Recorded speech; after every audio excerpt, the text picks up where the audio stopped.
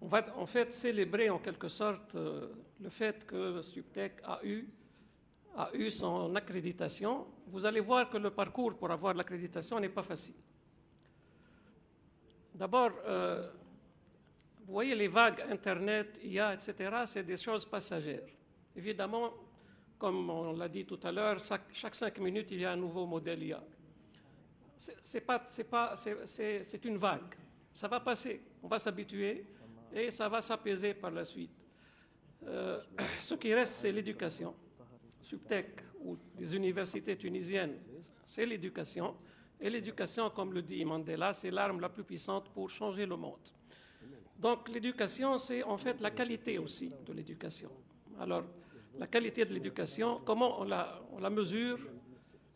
Les accréditations, c'est une mesure de la qualité de la formation. Il y a une faute qu'on commet souvent, on dit une école accréditée. En fait, ce qu'on accrédite, je vais présenter un peu la notion d'accréditation. Ce qu'on accrédite, c'est un programme de formation, ce n'est pas une école ou une institution. Dans une même institution, on peut avoir des programmes accrédités, d'autres qui ne sont pas accrédités. L'objectif, c'est d'avoir un label de qualité après l'obtention du diplôme issu de la formation accréditée. Donc les plus connus en Tunisie, c'est l'EURAIS et Eurinfo, qui sont des accréditations pour les formations d'ingénieurs. Il y a d'autres accréditations pour les formations en école de commerce, en spécialité de commerce ou de gestion, etc. Mais je pense qu'en Tunisie, on ne s'est pas encore lancé dans ces accréditations-là. Alors, comment ça se passe, l'accréditation? Par qui? En Europe, les principales agences d'accréditation sont la Commission des titres d'ingénieur CTI en France, française, en France, mais française plutôt, parce qu'elle peut accréditer même des programmes à l'extérieur de la France. Alors, toutes ces agences-là, elles accréditent même à l'extérieur de leur pays. L'ASIN, c'est l'agence allemande, Coasing, agence italienne. En fait, en Europe, il y a plus que 20 agences d'accréditation. Et toutes ces accréditations travaillent sous le chapeau de l'ENAE, qui est l'agence ou le réseau européen pour l'accréditation des formations d'ingénieurs. Aux États-Unis, la plus connue, c'est l'ABET. On a 2 institutions tunisiennes qui sont accréditées ABET, essentiellement parce qu'elles dispensent des enseignements en anglais. Et puis, en Tunisie, il y a un projet d'agence d'accréditation qui est en cours de mise en place. Je ne peux pas dire beaucoup de choses sur cette agence-là parce que déjà, même son site web est inaccessible. Donc, c'est quoi l'accréditation et comment? Donc, c'est un processus d'assurance qualité, comme l'ISO. Tout le monde qui connaît l'ISO. C'est assuré par une agence qui est choisie par l'institution. La première étape de l'accréditation, c'est l'établissement. Il faut que l'institution établisse un projet d'auto-évaluation du programme à accréditer. Donc ça, c'est la culture de la qualité, c'est de s'auto-évaluer avant de se faire évaluer. Donc s'auto-évaluer selon un canevas bien défini par l'agence. Évidemment, pour les agences européennes, elles diffèrent un peu, mais c'est toujours le même contenu, puisqu'elles sont toutes sous l'égide du réseau européen. L'étape suivante, donc, c'est après l'auto-évaluation, un rapport est envoyé à l'agence qui donc évalue le rapport, envoie des recommandations et puis il y a une visite sur site. De quoi et les composantes de ce rapport d'auto-évaluation. Bon, il y a plusieurs composantes. Il y a en gros 6 chapitres. Les objectifs de la formation, les résultats d'apprentissage, les plans d'études, c'est très important. Les plans d'études sont examinés en profondeur. Les conditions d'admission des étudiants. On attache beaucoup d'importance aux conditions d'admission. On n'accepte pas qu'une institution admette des étudiants qui n'aient un certain niveau, sans qu'ils soient capables de suivre le cursus. L'organisation des études, les syllabus, chaque module, de quoi il est fait, les méthodes pédagogiques, le soutien et l'assistance aux étudiants. Ensuite, on examine les méthodes d'évaluation, que ce soit les examens, les PFE, on examine même les sujets d'examen. On vous demande de donner quelques exemples de sujets d'examen. On demande même des feuilles d'examen. Donc ensuite, il y a le volet ressources humaines et matérielles. On attache beaucoup d'importance au perfectionnement du personnel, aux équipements, les laboratoires, la bibliothèque, etc. Donc vous voyez que toutes les composantes visent la qualité. Et évidemment, on compare avec des normes. Donc, ensuite, il y a la transparence et la documentation. On exige, donc c'est un aspect important, que tout soit documenté, tout soit écrit et diffusé. Il faut que l'étudiant soit au courant des règlements intérieurs, règlements des examens, etc. Il y a quelque chose d'important qu'on a ajouté à part le diplôme, ce qu'on appelle le supplément au diplôme. C'est quoi le supplément au diplôme? Vous savez que, en fait, cette notion d'accréditation est venue avec l'internationalisation de l'enseignement supérieur. Et donc, l'un des objectifs, c'est de faciliter la mobilité des étudiants. Donc, un étudiant qui fait un diplôme en Tunisie, il peut aller poursuivre ses études en France ou en Belgique ou bien. Et donc, il y a ce qu'on appelle maintenant, avant, on envoyait à l'institution une lettre ou un email pour dire qu'est-ce qu'il a fait exactement, quels sont ses... Le supplément au diplôme, en fait, il donne un résumé du parcours de l'étudiant, ce qui permet aux employeurs et aux universités qui sont susceptibles de l'accueillir de savoir un peu son parcours et de savoir s'il est adapté à la fonction ou aux études qu'il doit poursuivre. Le dernier volet, c'est la gestion de la qualité. Donc, en fait, le volet qualité, ces méthodes, on a eu à Subtech donc cette expérience d'accréditation. Il y a un volet d'assurance qualité, mais en fait, lorsque vous voyez comment ils travaillent, les auditeurs, en fait, ils examinent la qualité dans toutes les parties.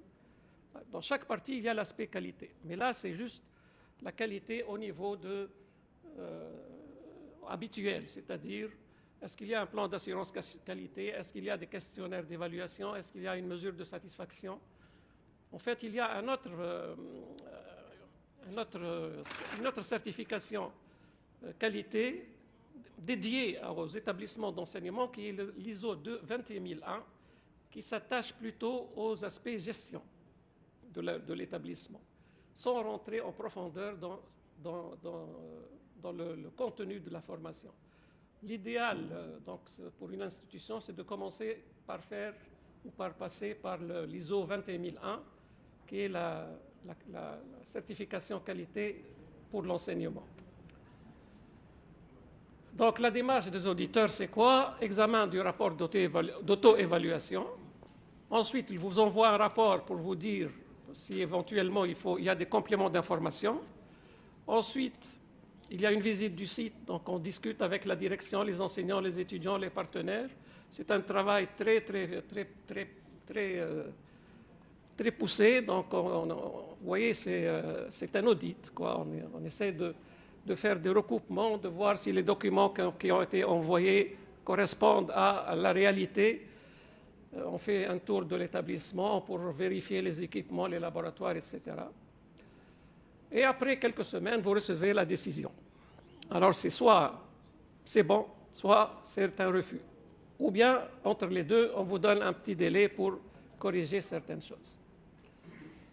Évidemment, ces agences-là, elles fonctionnent selon une certaine réglementation. En fait, les experts ne décident pas tout seuls. Ils remettent le rapport à un comité technique qui, lui, émet la décision finale. Alors, l'intelligence artificielle.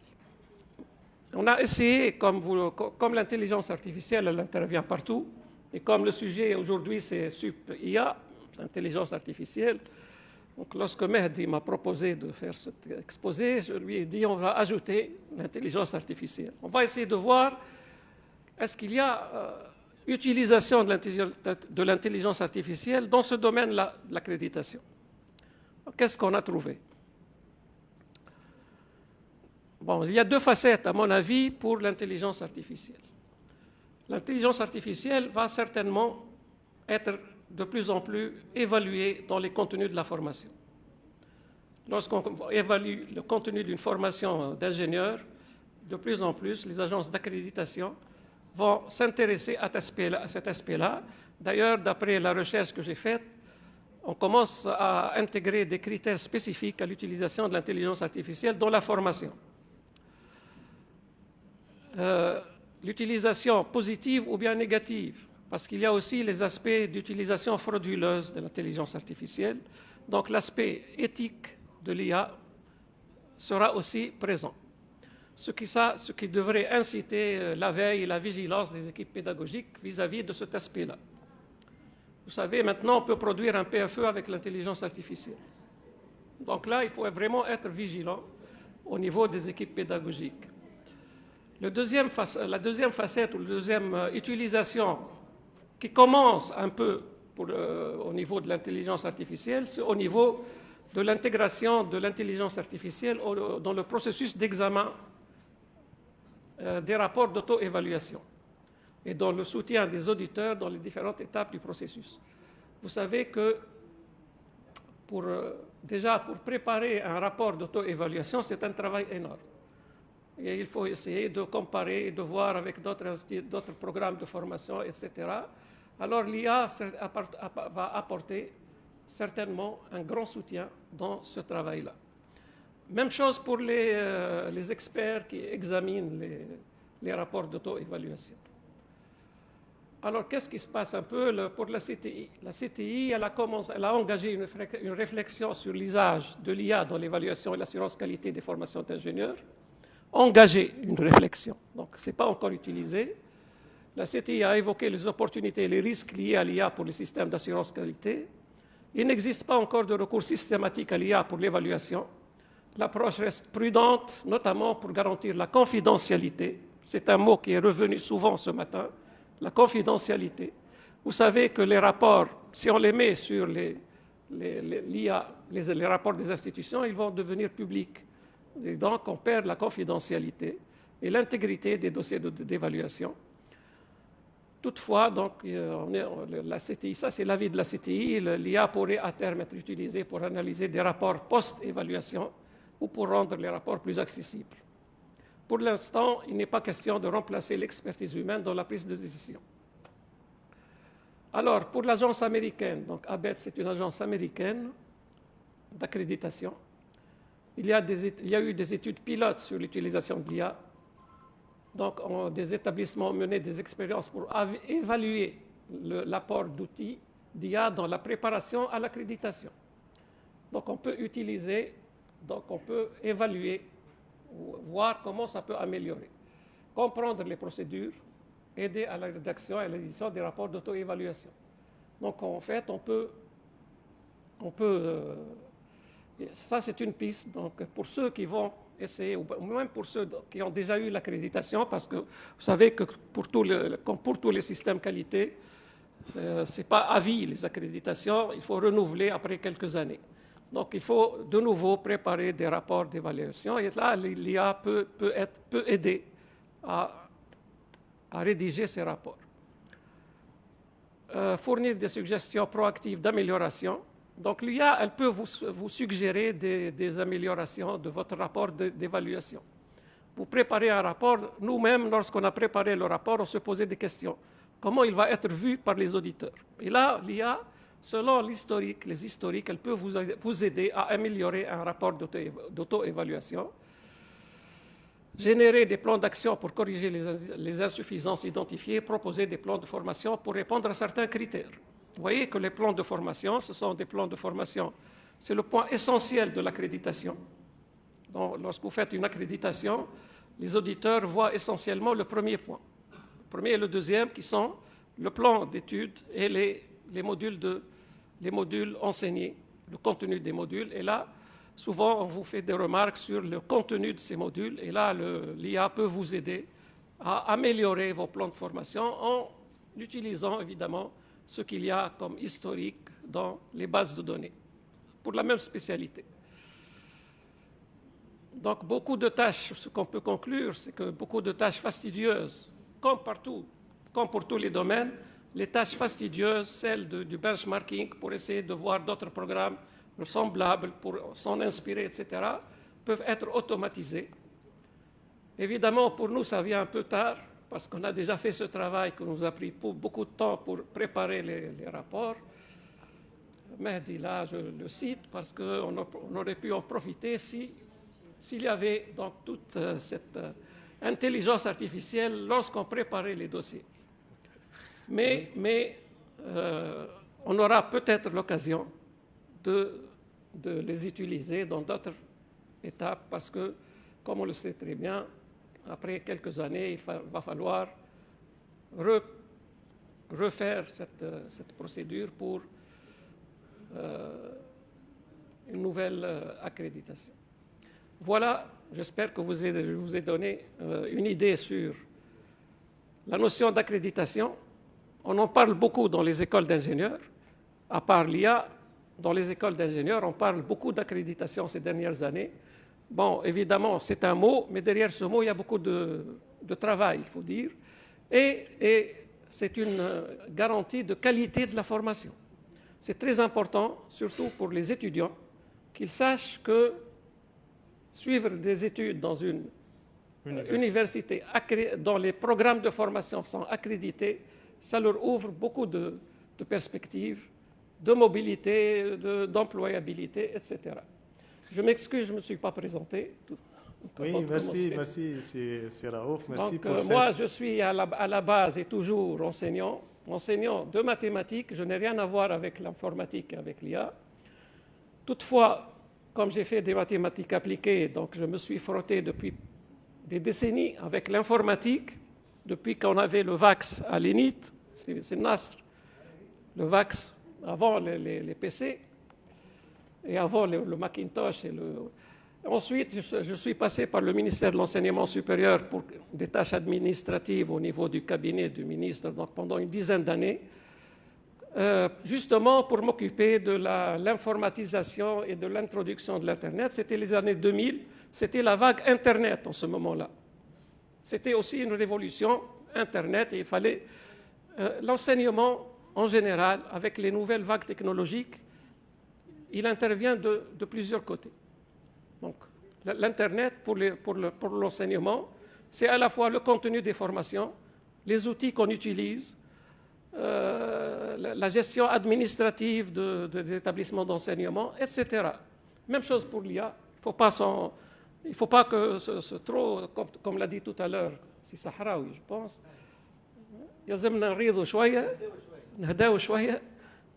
C'est une vague, ça va passer.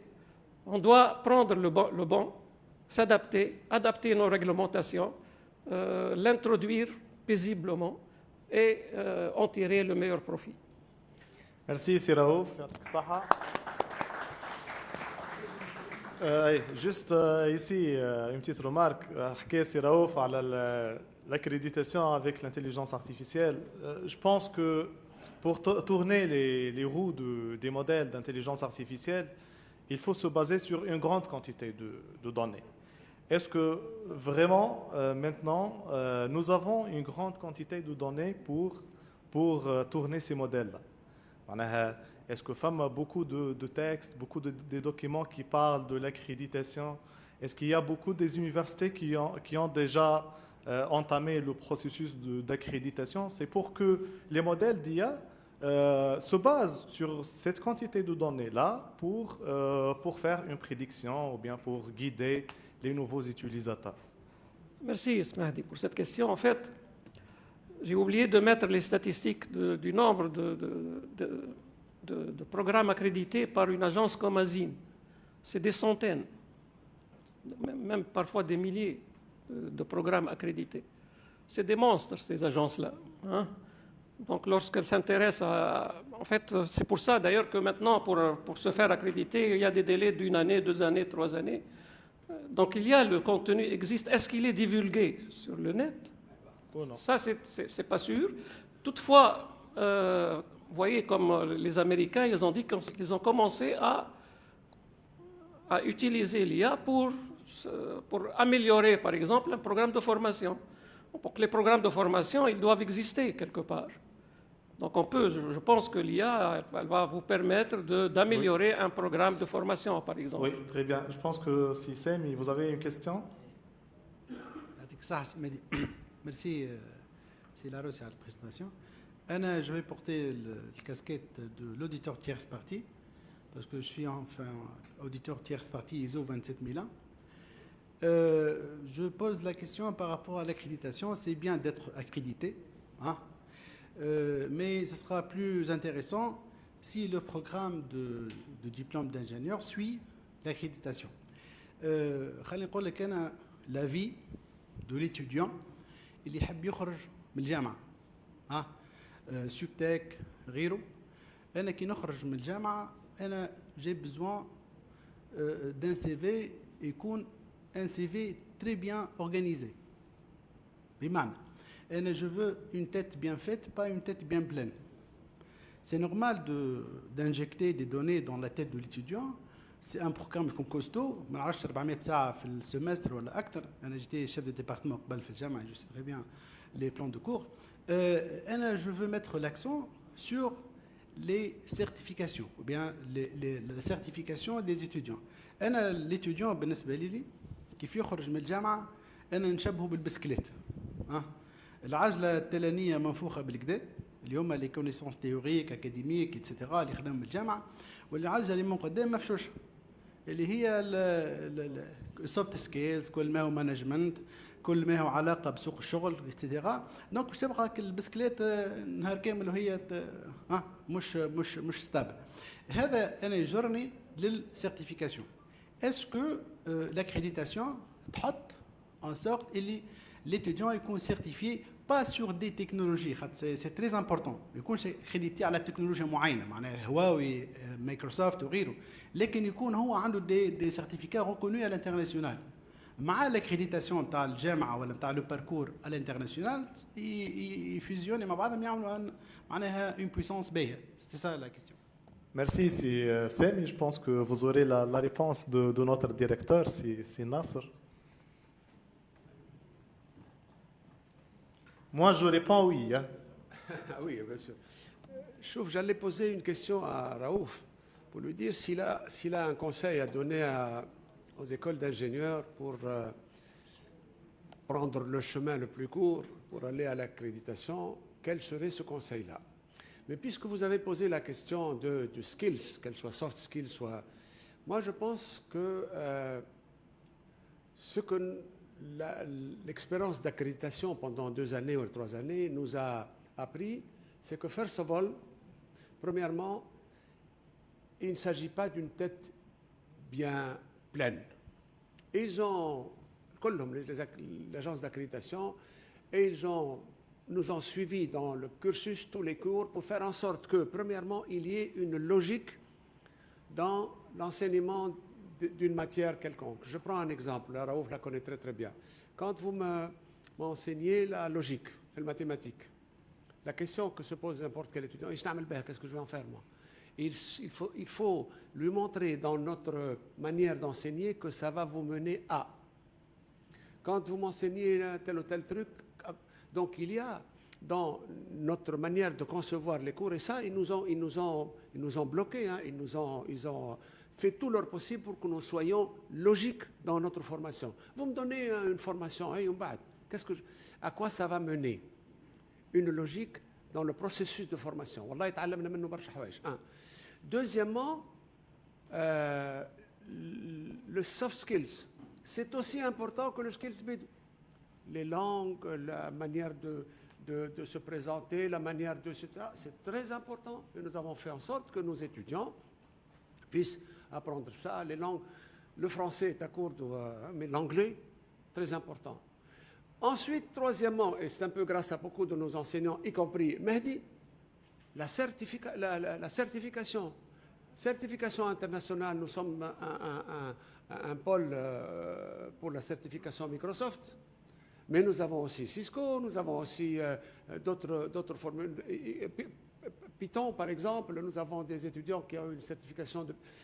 Nous avons fait en sorte que la formation à Subtech, c'est bien, l'âge, comme vous avez dit, والعجله القداميه alors la certification l'accréditation. يعني quand il sort il a dans son CV il va dire j'ai fait tel cycle mais j'ai aussi telle ou telle certification. Je pense que là nous sommes sur cette voie là. Merci.